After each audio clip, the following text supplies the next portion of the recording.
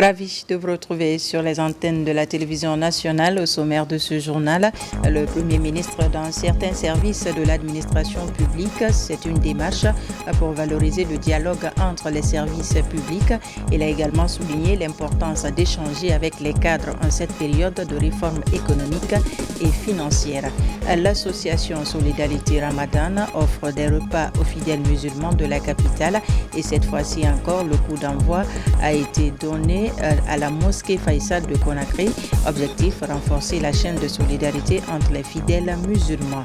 La célébration du 8 mars, un moment pour la Guinéenne de mener des actions de plaidoyer pour leur autonomisation. Mais déjà depuis 2022, le CNRD a créé la Direction générale du Fonds d'appui aux activités des femmes et des filles. C'est tout pour les titres. Bonjour à tous et bienvenue dans ce 13h. Tout d'abord, le Premier ministre dans certains services de l'administration publique, Amadou Ouriba, s'est rendu successivement au ministère des Mines, à la Banque centrale et à la cellule de communication du gouvernement. C'est une démarche républicaine pour valoriser le dialogue entre les services publics. Ousmane Bangoura, compte rendu.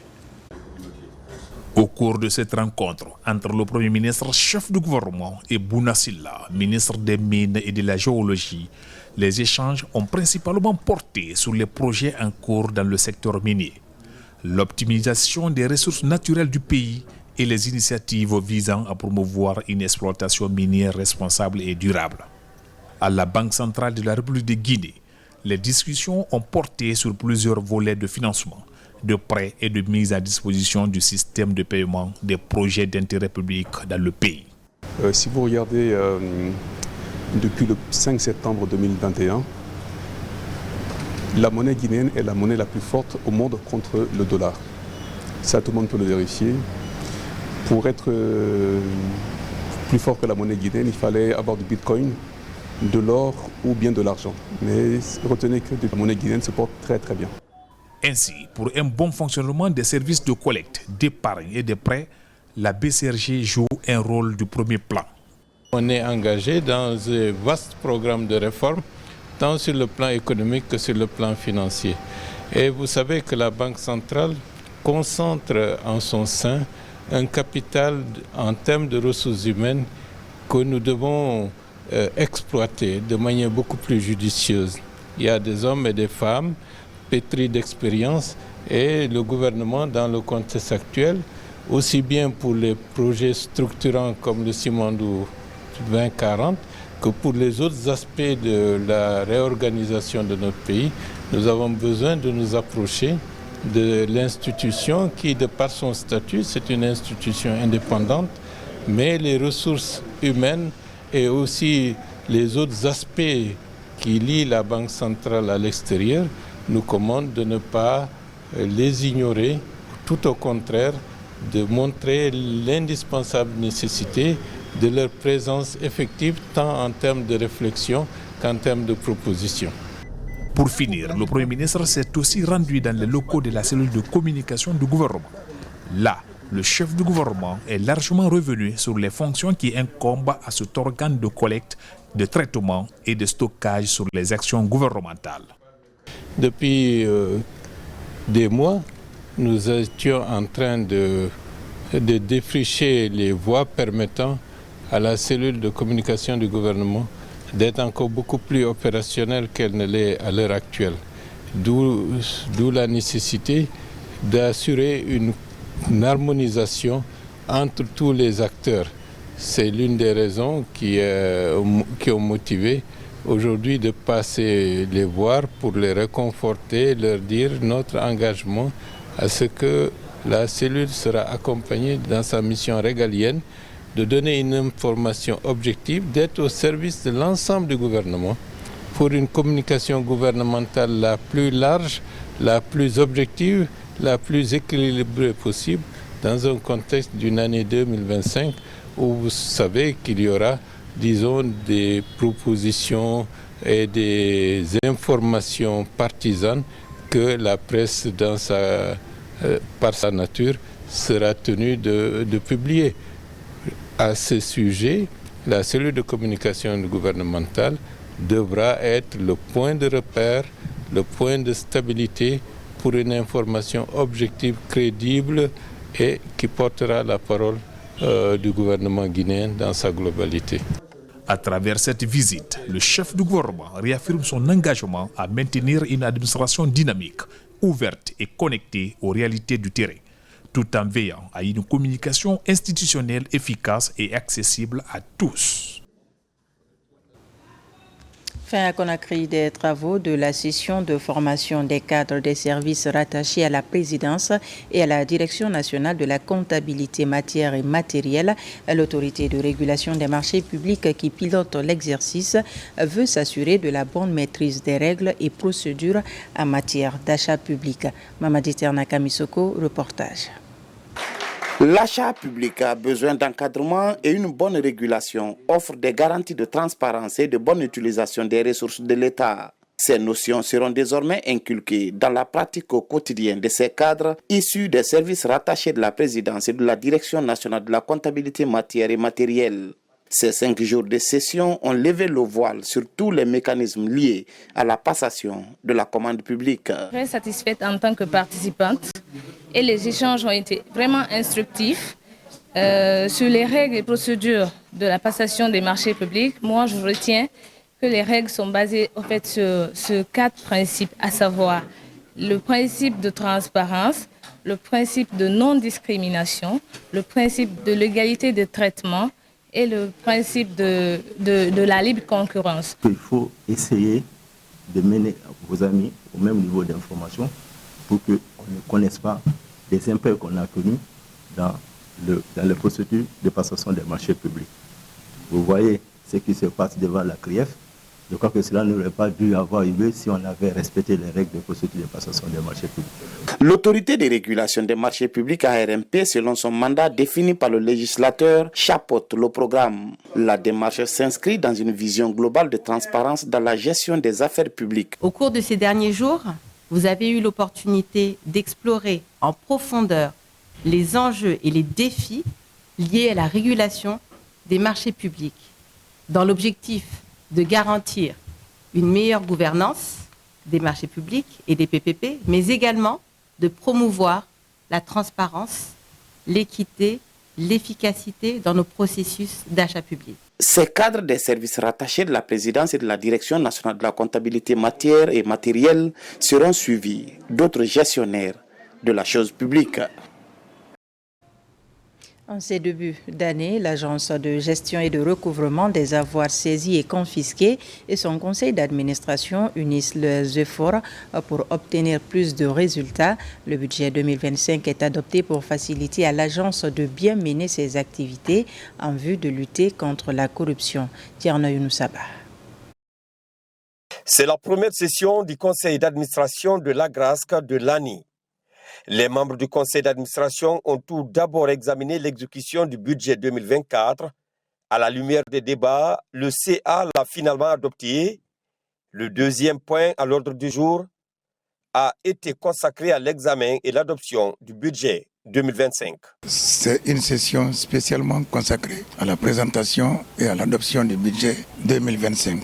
Mais avant, on a d'abord discuté de l'exécution du budget 2024. Tout s'est bien passé. Je crois que les administrateurs du CA ont compris et ont aidé la grâce à asseoir le budget dans les conditions qu'il faut. C'est ainsi que nous nous réjouissons que tout commence par aller dans le sens du bien, dans le sens de la valorisation des objectifs et des missions assignées à la grâce. Nous avons des défis, nous avons aussi des perspectives. Et tout ça s'est développé dans un mémoire que nous présentons à l'autorité, ce qui permet justement à l'autorité de savoir ce que nous voulons, ce que nous avons fait, ce qui reste à faire. Au terme de la rencontre, des recommandations sont formulées. Celles-ci visent à améliorer la collaboration entre les acteurs de saisie et l'AGRASC en vue d'une exécution des décisions pénales pour réussir la lutte contre la délinquance financière.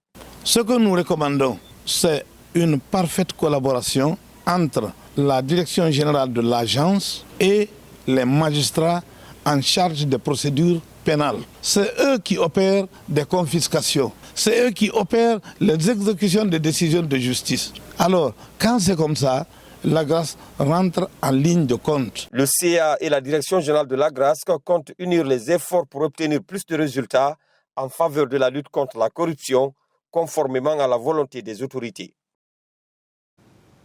Les activités du programme national de recensement à vocation d'état civil PNRAVEC à Kissidougou, la deuxième phase des audiences foraines vient de prendre fin. Une session du comité de pilotage est convoquée par le préfet pour tirer les enseignements avant de prendre de nouvelles mesures. RTG Farana, Ibrahima Oulem Fofana, Silati Kourouma. La réforme et la modernisation du système de l'état civil et de l'identification des personnes physiques est une des priorités du gouvernement.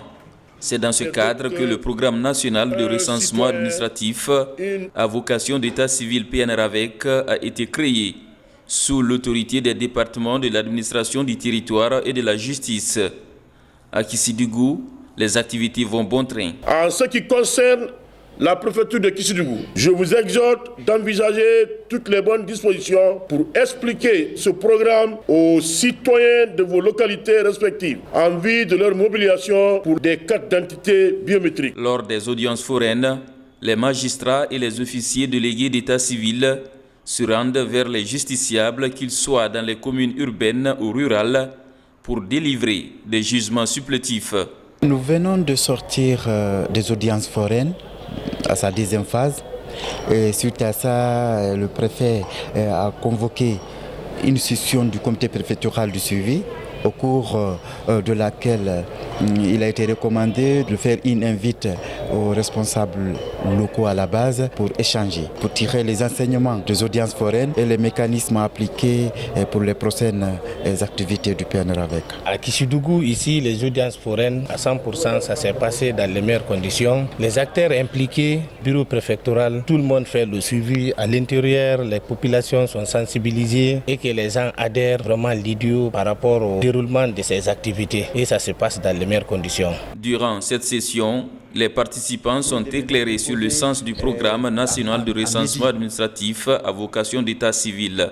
L'ensemble des acteurs sont donc invités à une implication effective afin de gagner le pari. À l'instar de leurs co-religionnaires, les fidèles chrétiens de Guinée entament ce mercredi 40 jours de jeûne et de pénitence. Le secrétaire général des affaires religieuses invite à bien mener ce combat spirituel avec des prières pour la paix et la cohésion sociale en Guinée. Elhaj Karamo Diawara est au micro de Marwan Kamara et Elhaj Soriba Bangoura. Suivez.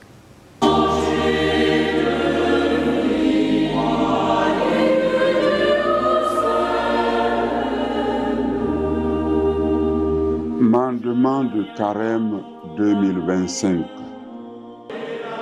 Voici venu à nouveau pour le contre-cœur. Je souhaite à toutes et à tous un saint carême dans la perspective de très joyeuses fêtes de Pâques et que Dieu vous bénisse. Au nom du Père et du Fils et du Saint-Esprit. Amen. Et vous l'avez plutôt compris, c'était donc l'archevêque métropolitain de Conakry, Monseigneur Vincent Koulibaly, qui a donné des directives aux fidèles catholiques dans son mandement 2025. L'association Solidarité Ramadan offre des repas aux fidèles musulmans de la capitale et cette fois-ci encore, le coup d'envoi de cette action de charité est donné à la mosquée Faisal de Conakry. L'acte magnifié par tous est de renforcer la chaîne de solidarité entre les fidèles musulmans, comme nous enseignent les paroles prophétiques. Aboubakar Diaby, Aboubakar Sidi Kissouma. Le mois béni du Ramadan, un moment de pénitence, de communion, de partage et de sacrifice. Cet esprit de la religion musulmane pousse les bons samaritains à offrir de quoi manger aux personnes vulnérables durant tout le mois. Cette rupture collective du jeûne, organisée par l'association La Solidarité Ramadan Guinée, en est une illustration. Le ton de cet élan de solidarité est donné ici à la grande mosquée Faisal de Conakry. Nous, les organisateurs, venons de divers horizons. Peu importe où nous vivons, nos cœurs restent attachés à nos racines et à notre devoir envers nos frères et sœurs. Nous souhaitons exprimer notre reconnaissance la plus profonde envers son Excellence, général de corps d'armée, Mamadi Doumbouya. dont le soutien a été un pilier fondamental pour la concrétisation de cette initiative. Cette initiative va se poursuivre parce qu'elle est soutenue par le chef de l'État, général Mamadi Doumbouya. C'est une démarche qui vise à offrir de la nourriture aux Guinéens pendant ce mois béni. Ce geste de charité va se dérouler durant tout le mois de Ramadan. Une manière de réaffirmer leur solidarité aux frères musulmans qui peinent à trouver la nourriture pendant ce mois d'intense dévotion à Allah. Au nom de Monsieur le ministre secrétaire général des Affaires religieuses, remercier sincèrement les initiateurs de ce projet de rupture collective qui a un sens rassembleur, parce que qui parle de coupure de jeûne collective parle de l'union. La solidarité Ramadan Guinée, cette association œuvre pour une cause noble. C'est pour ça que nous sommes là, pour l'accompagner. Parce que donner à manger à toute une population, presque, parce que 2000 personnes, 3000 personnes, 4000 personnes, c'est beaucoup. Cette initiative est soutenue par le gouvernement guinéen en vue de promouvoir les valeurs religieuses basées sur la cohésion sociale et le respect mutuel. Précédemment, ces initiateurs ont procédé à cette lecture du Saint-Coran pour implorer la grâce d'Allah en faveur de la réussite de la transition en cours en Guinée. Sur un tout autre plan, dans les universités et camps de la 3e région militaire de Kankan, le contenu de la résolution 1325 du Conseil de sécurité des Nations Unies est revisité pour prôner une paix durable. C'est une initiative du ministère de la Promotion féminine pour impliquer davantage la couche féminine dans ce combat commun. Diamokaba, explication. À l'université de Kankan, une journée de sensibilisation est organisée pour informer les étudiants sur la résolution 1325 du Conseil de sécurité des Nations Unies. Femmes, paix et sécurité au cœur des débats pour engager la couche féminine à jouer pleinement son rôle. Le programme est porté par la Direction nationale de la promotion féminine de Djara pour la consolidation de la paix et la défense des droits des femmes. Hier, nous étions avec les étudiants de l'université de Kankan et aujourd'hui, nous sommes avec les forces de défense et de sécurité. C'est pour les amener à comprendre que les Nations Unies exigent à ce que chaque État parti aux Nations Unies implique les femmes dans le processus de prévention de la paix et dans la consolidation, bien évidemment. Dans cette formation, que la participation de la femme est très importante, surtout dans des organisations internationales. Et aussi, nous sommes informés, c'est-à-dire les fonctionnements des organisations internationales. Les messages s'intéressent également aux forces de défense et de sécurité de la 3e région militaire de Kankan. Le contenu de la résolution 1325 du Conseil de sécurité des Nations Unies est révisité pour mieux édifier ces acteurs clés du maintien de la stabilité. Des ambitions communes sont partagées pour prôner une paix durable. Les forces de défense et de sécurité sont avant, pendant et après tout ce qui est paix et sécurité. Donc c'est pour dire qu'une fois de plus, c'est intéressant que les forces de défense et de sécurité soient impliquées dans la sensibilisation, particulièrement les femmes. À l'issue de ces rencontres, les initiateurs espèrent désormais la participation des populations aux opérations de consolidation de la paix pendant et après les crises humanitaires.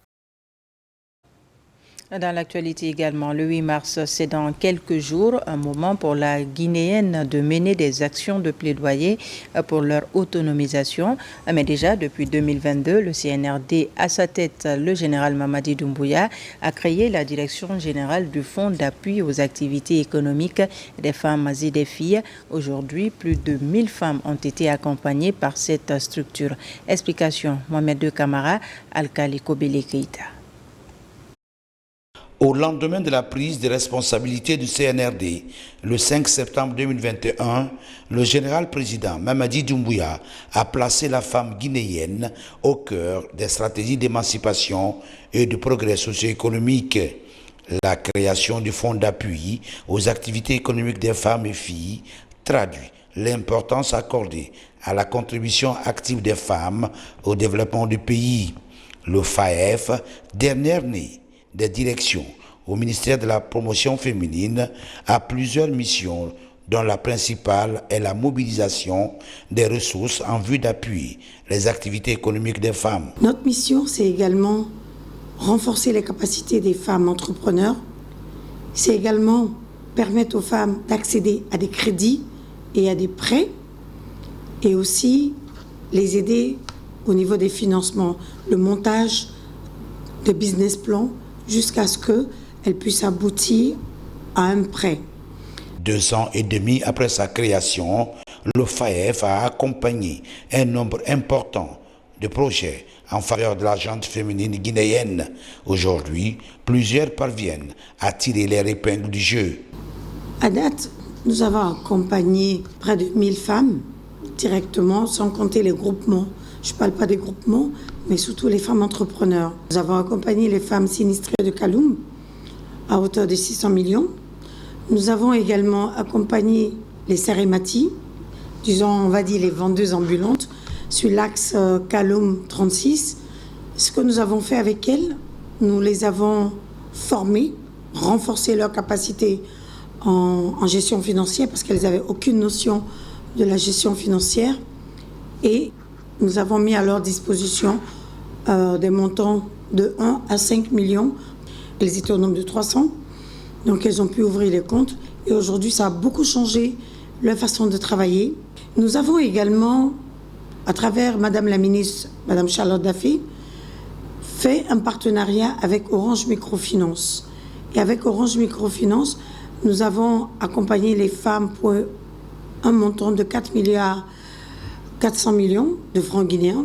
Donc, que ce soit des femmes qui ne sont pas formalisées, des groupements féminins et des femmes entrepreneurs. Ce fonds met en avant l'engagement du général président et son gouvernement à soutenir l'entrepreneuriat féminin, aussi bien en milieu rural qu'urbain.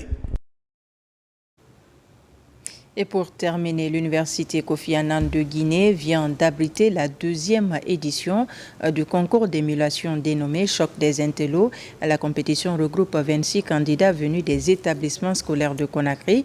C'est une plateforme d'échange et de culture d'excellence en milieu scolaire. Diana Yansani pour plus de détails. Dans cet espace culturel de Kofi Annan de Conakry, 26 candidats issus des établissements scolaires de la capitale s'affrontent au compte de la 2e édition du jeu concours dénommé Choc des Intellos. Initiée par Sinaï Productions, cette compétition met en avant la culture de l'excellence en milieu scolaire. Nous aimerions que les autorités politiques et éducatives du pays s'intéressent au concours CDI, que nous mettons en place pour que les enfants aient un espace d'expression de leur intellect, par l'excellence et la culture de la compétitivité, et c'est là que Sinaï Productions se place pour le concours CDI. L'objectif qu'on recherche au niveau du choc des intellos, c'est célébrer l'excellence en milieu scolaire de façon nationale. Bien vrai que nous avons commencé par Conakry, mais nous comptons avec les éditions à venir étendre l'événement au niveau national, parce que l'excellence mérite d'être célébrée. Rendez-vous de l'excellence et du mérite scolaire. Cet événement est organisé en partenariat avec le ministère de l'enseignement préuniversitaire et de l'alphabétisation. L'objectif est de faire rayonner le système éducatif guinéen. Pour venir jusqu'ici, j'ai dû travailler beaucoup à l'école et être primé dans les évaluations pour qu'on me choisisse pour ce concours. C'est un véritable moment d'échange, de partage, de rencontre, mais surtout de promotion de l'excellence. Donc, j'avoue que je suis satisfait parce que ça rentre dans la vision édictée par nos autorités, en premier lieu le chef de l'État, le gouvernement et notre ministre, M. Jean-Paul Sédi. Pour encourager les jeunes compétiteurs, plusieurs prix sont en jeu au cours de cette 2e édition. Des ordinateurs portables, des tablettes ou encore des sacs d'écoliers sont entre autres cadeaux prévus pour les participants. Voilà qui met fin à ce journal. Merci de nous avoir reçus chez vous. L'actualité se poursuit sur notre site le www.rtgguinée.info. On se retrouve à 17h pour d'autres informations de la Guinée, notre paradis, terre de richesse et d'innovation.